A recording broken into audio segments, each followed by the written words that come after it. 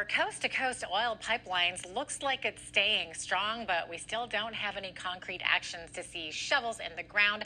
So joining us to chat more about this is Dan McTeague. Dan served as a Liberal MP for 18 years in Ontario and is now the president of Canadians for Affordable Energy. Many of you use Gas Wizard to check out local gas prices. Well, that's part of Dan's company as well. Dan, welcome. Great to have you with us once again. It's great to be here. Really pumped to be here today to talk about something that hopefully will be Canada's help in the days to come. For sure. Okay. So speaking of pumps, gas pump, let's get right to it. So, Dan, a new NANO survey done at the beginning of June shows that 73% of Canadians support a national energy corridor and pipeline extending from Alberta to eastern Canada. So it's interesting to see continued support for this post-election. So will it happen now that Bill C5 has passed? What do you think? Well, I think some of it will happen. The question is the devil's in the details. You're given the federal government extraordinary powers to be able to say, we want these things done, we want them done very quickly. The shortage in Canada has been electricity. The shortage in Canada has been oil and gas. The shortage in the sense of not being able to send to the rest of the world. We know that in the past few years, no fewer than a dozen of our greatest trading partners and allies in terms of NATO have come to us saying, listen, we need more of your natural gas, we need a little more of your oil. They didn't come here for windmills and solar panels and hydrogen. They came here for oil and gas, which is what most of the world functions on. 85% of our economies depend on it.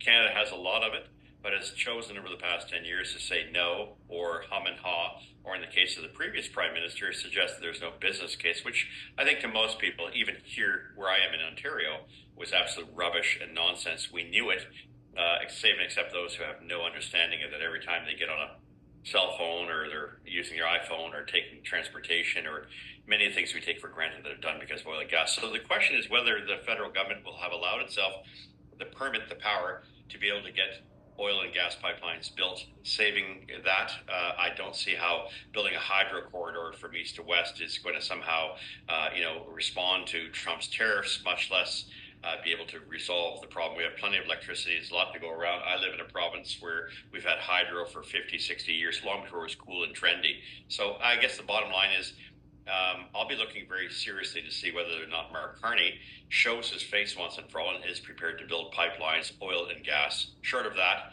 I think it's pretty clear that it's more of a doubling down on his net zero agenda, which has been very costly to Canadians. Oh boy, any chance the Senate won't approve Bill C5, or will they make any amendments?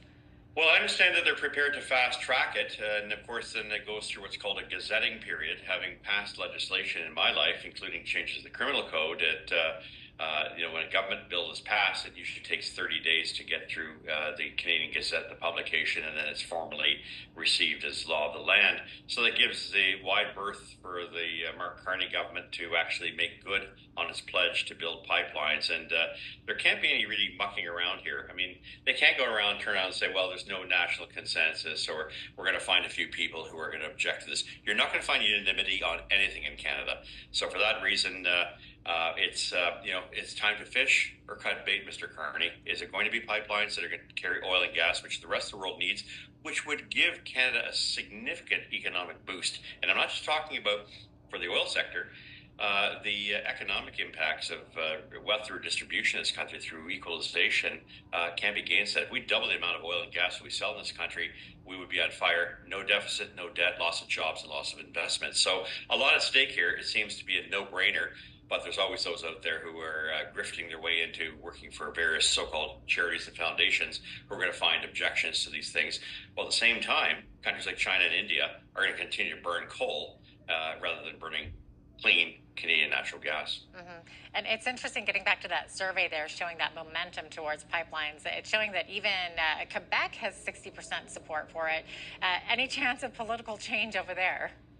Well, yes, especially on natural gas. And, some people didn't notice it. I did. When Chrétien came out to the Liberal convention, had been invited to the leadership as he'd been sort of shunned over the past 10 years, as have many previous Liberals. His comment was, maybe not oil pipelines, but definitely natural gas. Why? Well, Quebec's sitting on what is the extension of the Marcellus shale play here in eastern Canada, which provides most of the natural gas that eastern United States, eastern Canada now uses. Quebec could exploit its own. The carbon footprint would be much less. And of course, it would be a solution to Quebec and hydro because they're running out of electricity. Yeah, all those dams that they built that are very invasive can't be done these days without massive consent from Indigenous communities.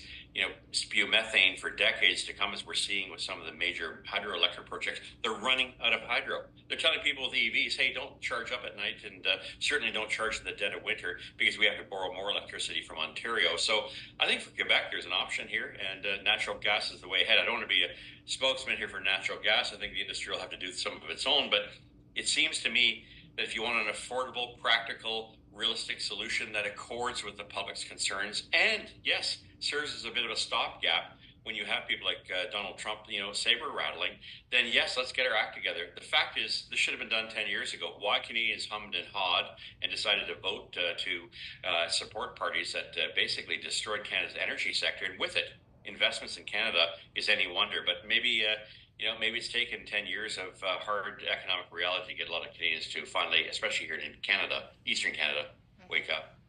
Yeah.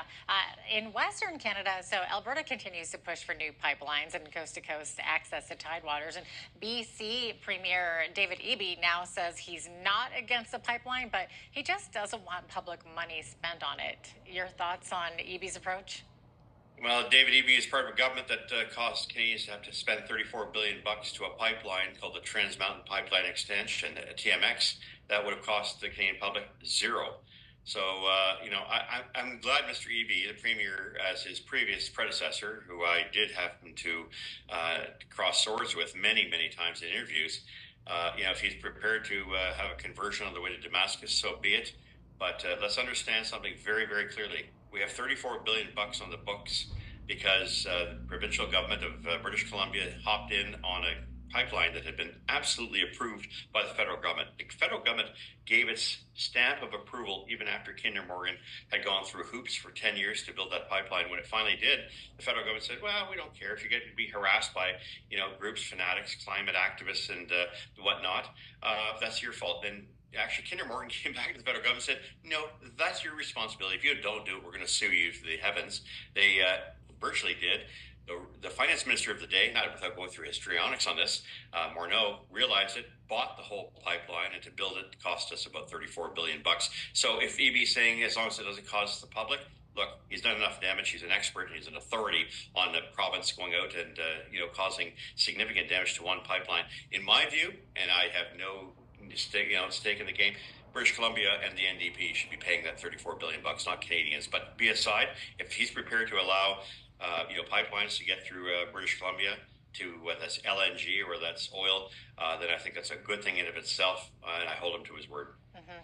And then we have Alberta Premier Danielle Smith saying there could be a private company or a group of companies stepping up to the plate soon with a proposal to build a pipeline. Do you have any inside info on any of this, Dan? No, I don't deal with the industry itself. In fact, when I do my gas price predictions, they're not very happy with me because they lose millions of dollars a year since I've been doing it for the past 30 years, ever since I wrote this little report in 1998 called the Liberal Committee on Gasoline Pricing when I was a backbench MP at the time. Really got me into the energy field, but not from perspective of the upstream, that is the oil and gas production and distribution. It actually had a lot to do with competition on the retail side and on the refinery side. Nevertheless, no, I have no intel that tells me where these companies are coming from. But look, they've been burnt badly. They have a federal Liberal government that has done its very best to block and to say no to pipelines and to keep bills on the books, acts on the book, like Bill C-69, which bans, oil seabound traffic on the Pacific West Coast to a large extent. Bill C-48, which in reverse does the same thing as well in terms of putting unusual requirements to building pipelines. The Liberals have not got rid of those things, and yet they have Bill C-5 that they've just passed. So I'm not sure which is going to win out at the end of the day. But as I said at the beginning, I really want the true Mr. Carney to show his face once and for all, because everything I read about this man is to block pipelines, and is to shut down the oil and gas sector, is to double down on net zero, and to strangle the oil sector from any type of financing. If he's changed in the past 5 years, even though he's published a lot of his book with a republication at the bottom saying, I'm now Prime Minister of Canada, if he's changed his view, then that would be remarkable. And as I said, that would be a little bit like Paul's conversion on the way to Damascus. Yeah, will the real Mark Carney please stand up? Please stand up, right? Okay, so former Environment Minister Stephen Guilbeault is now Canada's National Parks Minister, and he's been tasked with establishing 10 new national parks. So apparently one of the places being considered is in northern Manitoba, potentially blocking the path to a new port on Hudson's Bay to export oil and gas. So have you heard any updates on this? Yeah, I mean, this is not surprising. This is the kind of tactics and miscreancy that we've seen that tends to block any potential. But it's going to get ironed out very quickly, and we'll find out if Mr.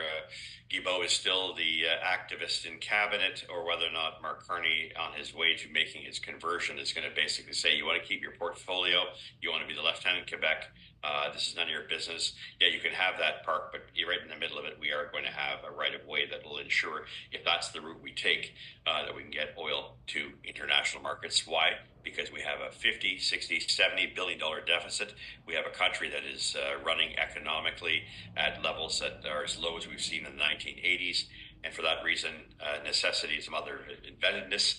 Nice to be cool and trendy, but to use a word, I think Carney should be using this, because it's not 2015 anymore. Yeah. Let's touch base on the EV mandate. So at this time, they're saying by 2035, all new vehicle sales will have to be electric vehicles. But some EV plants in Ontario have been on pause. They've been put on pause, Dan. So this is causing at least temporary job losses. So is the need or demand just not there for them right now? Yeah, look, electric vehicles, and I'm going to put my old cap in my work public relations, media relations for a little tiny company called Toyota Canada. When I left it, they were number 5 in Canada, number 2 or 3 in the world. Today, they're number 1 and they're also number 1 in exports. So, as a company that said, yeah, we'll go along with the grift, we'll do things to make the government happy and avoid having to pay indulgence penalties to Tesla because they produce EVs, but we're not going to go down that road. I think the most serious hit to Canada's fantasies over having that as being our only mode of transportation, the only option we have when we buy, is when the Trump administration was elected on November the 4th, and with it, the pledge to get rid of the EPA variants, as well as, of course, getting rid of EV mandates, which the Biden administration had directly and indirectly put in place.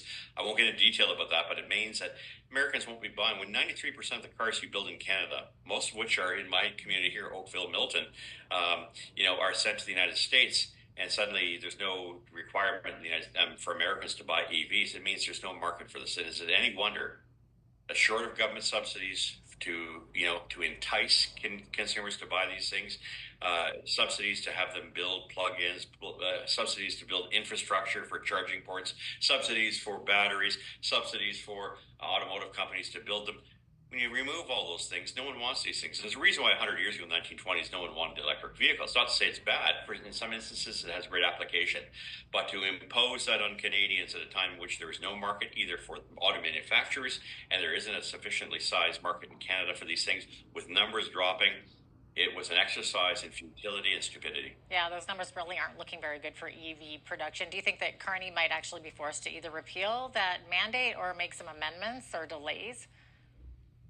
Canadian automobile manufacturers are saying, no, we can't do this. A mixture of things. Internal combustion engines are far more efficient, more effective, less costly. And from a manufacturing point of view, less invasive. If I'm a Canadian, whether it's Ford or Stellantis or GM, they've all spoken very, very effectively in the past couple of months. This has got to end. This is stupidity 101. And anybody who thinks that you're barely able to get 1 in 10 people to buy one of these things under those circumstances, that you can get to 100% is kidding themselves. And of course, if the federal Liberals want to pursue this, as they did carbon taxes, as they did with this fantasy, I think once Canadians realize just how damaging this is, they're going to basically take the Liberal Party and their net zero friends, put them on the 30-yard line, and punt them right through the end zone. Oh boy. Well, CFL season is just getting kicked off here, so there you go. That's right.